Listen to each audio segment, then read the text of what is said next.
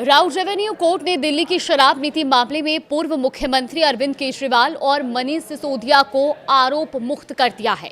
Court ने कहा कि आरोपों के समर्थन में सीबीआई द्वारा पेश किए गए सबूत कमजोर और पर्याप्त नहीं थे। नमस्कार, आप देख रहे हैं न्यूज 18 का डिजिटल प्लेटफॉर्म और मैं हूं आपके साथ जागृति खंतवाल।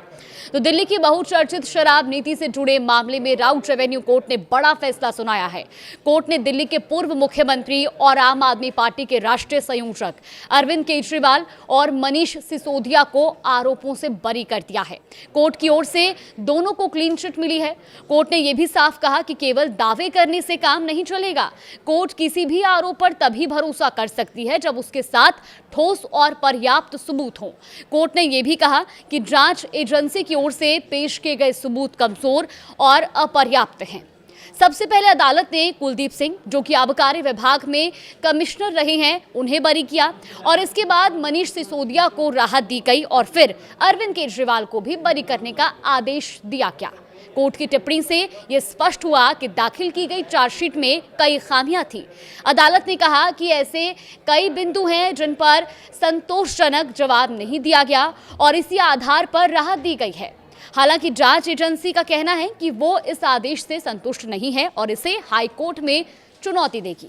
सीबीआई के वकीलों की ओर से संकेत दिया गया कि आदेश का विस्तृत अध्ययन करने के बाद ऊपरी अदालत में अपील दायर की जाएगी। वहीं दिल्ली की शराब नीति से जुड़े मामले में अदालत से बरी होने के बाद अरविंद केजरीवाल भावुक नजर आए। फैसले के बाद केजरीवाल ने कहा कि उनके खिलाफ ये पूरा मामला फर्जी था और इसे उनकी छवि खराब करने के लिए बनाया गया था। उन्होंने ये भी आरोप लगाया कि प्रधानमंत्री नरेंद्र मोदी और गृह मंत्री अमित शाह ने मिलकर आजाद भारत का सबसे बड़ा राजनीतिक षड्यंत्र रचा ताकि आम आदमी पार्टी को खत्म किया जा सके। उन्होंने कहा कि पार्टी के 5 बड़े नेताओं को जेल में डाल दिया गया और एक सिटिंग मुख्यमंत्री को उनके घर से गिरफ्तार कर जेल भेजना भारत के इतिहास में पहले कभी नहीं हुआ। अरविंद केजरीवाल ने यह भी बताया कि उन्हें 6 महीने तक जेल में रखा गया और मनीष सिसोदिया को लगभग 2 साल तक जेल में रहना पड़ा। उन्होंने कहा कि टीवी चैनलों पर उनका जो चरित्र हरण है उसको इस तरीके से दिखाया गया और उन्हें भ्रष्ट नेता भी बताया गया। तो ये तमाम तरह के आरोप अरविंद केजरीवाल की ओर से लगाए गए।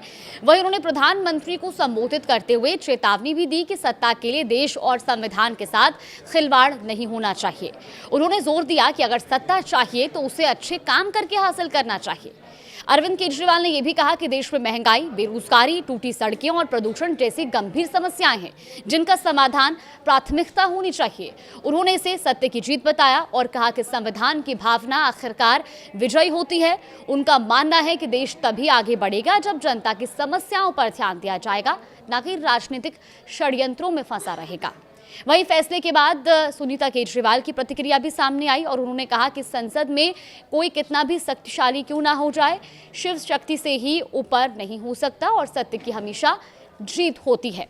अब आपको बताते हैं कि पूरा मामला दरअसल क्या था। ये मामला साल 2022-23 के दिल्ली एक्साइज पॉलिसी से जुड़ा है और उसी आधार पर सीबीआई ने केस दर्ज किया था और बाद में ईडी ने भी मनी लॉन्ड्रिंग के आरोपों में मामला दर्ज किया।